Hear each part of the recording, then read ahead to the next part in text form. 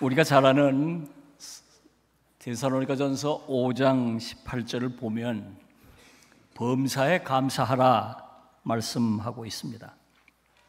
여기서 범사란 뭘 말하는 걸까요? 원어 성경을 보면 엔판티란 말을 번역한 것입니다. 모든 것에서, 다시 말하면 모든 상황에서라는 뜻입니다. 그러니까 범사에 감사하라는 말은 모든 상황에서 감사하라는 말씀입니다. 자, 그러면 모든 상황이란 뭘 말하는 걸까요? 세 가지 상황을 생각해 볼 수 있습니다. 첫째, 감사할 수밖에 없는 상황이에요. 예를 들어서 하나님께 간절히 기도했는데 하나님께서 그 기도를 들으시고 즉각 응답해 주신 상황입니다. 그리고 생각지 않았던 특별한 하나님의 은혜를 받게 된 상황을 말합니다. 그래서 이건 누가 봐도 감사하지 않을 수 없는 상황을 말하는 것입니다. 두 번째, 특별히 감사할 게 없는 상황입니다. 예를 들어서 평범한 일상이 반복됩니다. 하루하루 사는 게 바쁘고 쫓기듯 허덕이며 살아가는 상황을 말합니다. 그래서 뭐 특별하게 감사하다고 말할 게 없는 상황을 말하는 것이죠. 세 번째, 감사하기 어려운 상황입니다. 감사할 수 없는 상황입니다. 예를 들어서 인생의 위기를 겪고 있습니다. 갑작스럽게 위기가 찾아왔는데 도저히 자기 힘으로 해결할 수가 없어요. 이러다 죽을 것 같고 이러다 망할 것 같은 두려움이 몰려옵니다. 왜 나에게 이런 일이 생겼는지 설명할 수가 없어 답답합니다. 그래서 원망이 일어나는 상황을 말합니다. 범사에 감사하라는 말은 이 세 가지 상황, 어떤 상황에도 감사하라, 그런 얘기입니다. 오늘 우리가 읽은 본문 말씀은 특별히 이 세 번째 상황에서 감사하는 얘기입니다. 감사하기 힘든 상황, 감사할 수 없는 상황인데도 감사하는 아주 특별한 감사 이야기입니다. 우린 이 이야기 속에서 아주 특별한 감사를 보게 됩니다. 그 감사 얘기를 조금 더 자세하게 살펴보도록 하겠습니다. 자, 이 특별한 감사는 우선적으로 미리 드리는 감사라는 점이에요. 미리 드리는 감사. 지금 여호사밧 왕은 군사들을 이끌고 전쟁터로 나가고 있습니다. 세 나라 연합군이 진을 치고 있는 곳을 향해 나갑니다. 적들은 자기들이 상대할 수준이 아니에요. 마치 다윗이 골리앗을 상대하는 것처럼 적들이 거대합니다. 말씀드린 대로 적을 향해 나가는 이 군대의 행렬이 이상합니다. 맨 앞에 찬양대가 찬양하며 앞장을 섭니다. 아무런 무장도 하지 않았어요. 자칫 화살바지로 전멸을 당할 상황이에요. 더 이상한 것은 그들이 부르는 찬양입니다. 여호와께 감사하세. 도대체 뭐가 감사하던 걸까요? 적들이 쳐들어와서 나라가 망하게 됐는데 뭐가 감사하던 것일까요?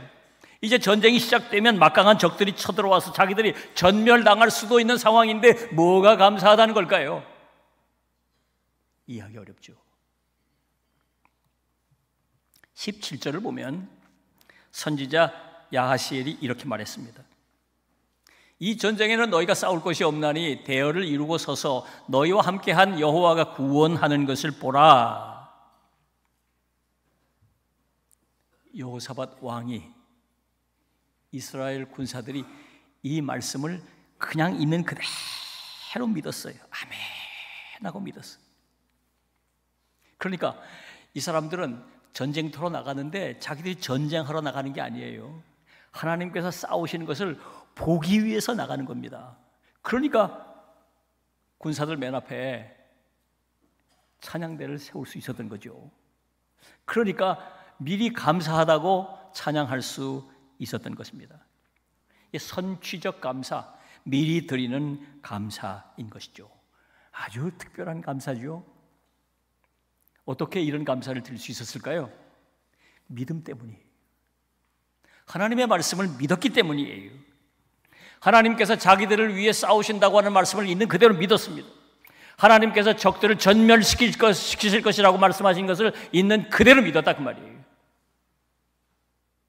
그 믿음 때문에 찬양대를 세워서 무모할 정도의 이런 퍼포먼스, 이런 감사를 하고 있지 않습니까?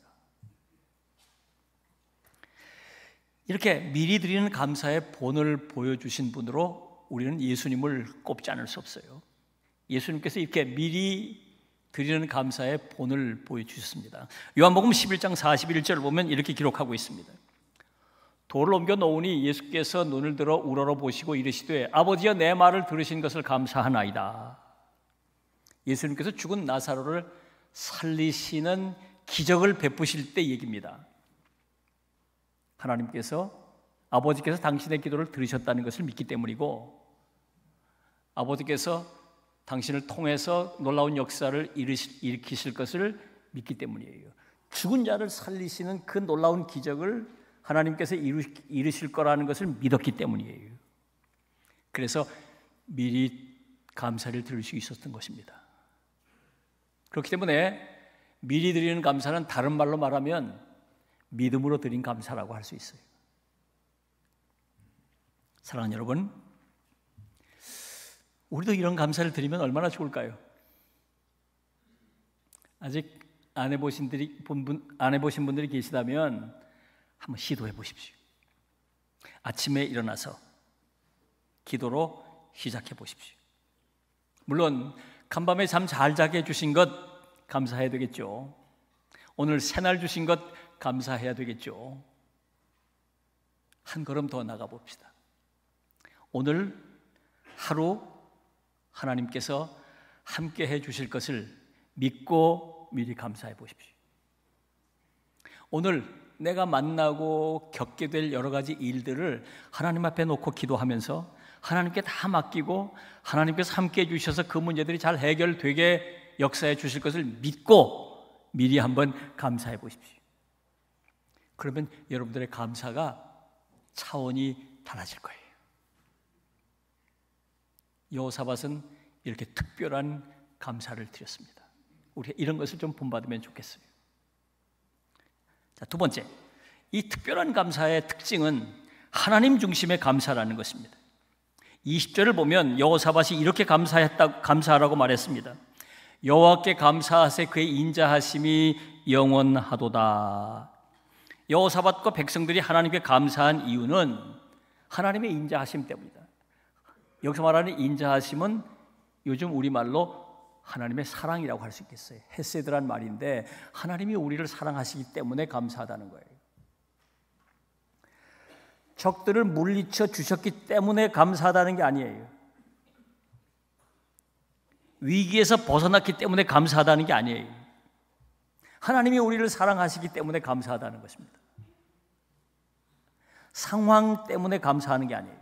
결과 때문에 감사하는 게 아니에요. 하나님 때문에 감사하는 것이다. 다른 감사죠.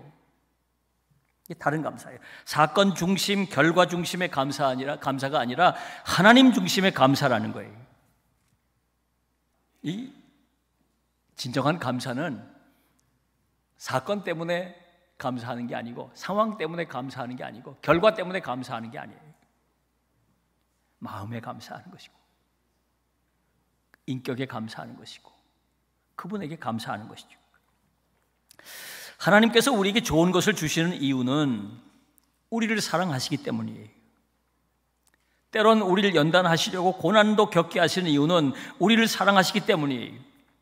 때론 우리를 더 깊은 영적 세계로 나가도록 하기 위해서 기도의 응답을 지연시키시는 이유도 우리를 사랑하시기 때문이에요.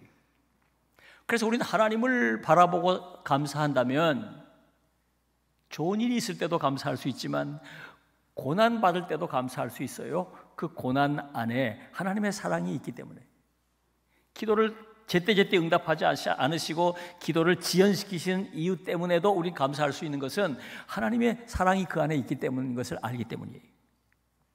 그래서 우리는 환경만 보고 감사하려고 해서는 안 됩니다. 결과만 보고 감사하려 해서도 안 됩니다.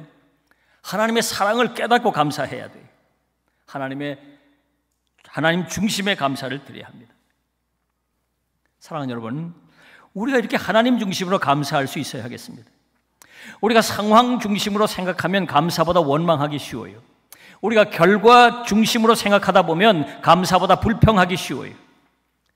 그러나 우리가 하나님 중심으로 생각하면 하나님 사랑을 느낄 수 있고 그래서 감사할 수 있는 것입니다.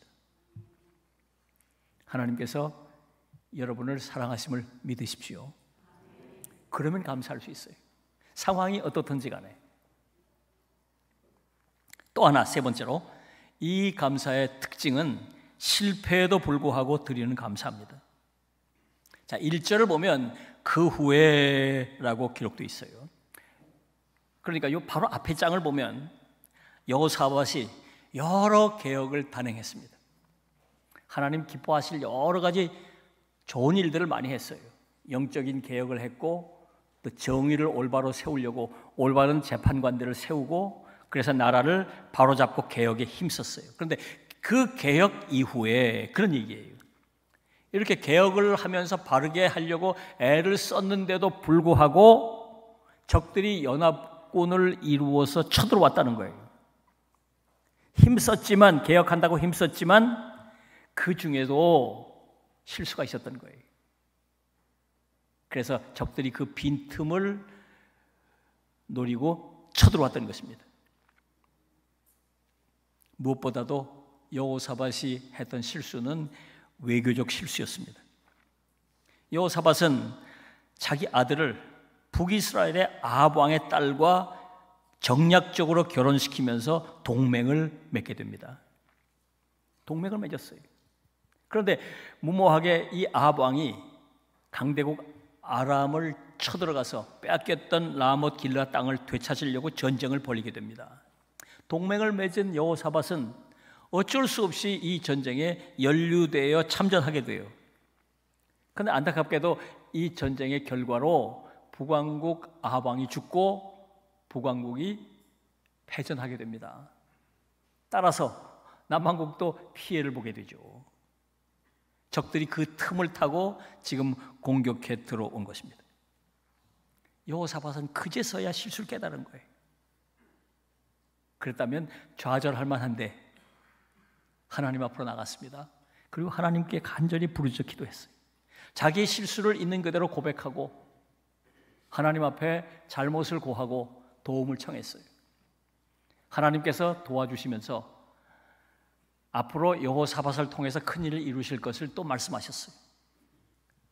그래서 다시 실수에도 불구하고 실패에도 불구하고 감사할 수 있었던 것입니다. 사랑하는 여러분, 추수감사주일입니다. 우리의 감사를 돌아보시기 바랍니다. 그래서 우리의 감사가 회복되면 좋겠어요. 우리의 감사의 지경이 넓어지고 폭이 넓어지고 우리의 감사의 깊이가 더 깊어지면 참 좋겠습니다. 여호사밧처럼 특별한 감사를 드리면 좋겠어요. 미리 드리는 감사, 하나님 중심의 감사, 실패에도 불구하고 드리는 감사, 이런 특별한 감사를 여러분도 드리실 수 있기를 주님의 이름으로 축원합니다.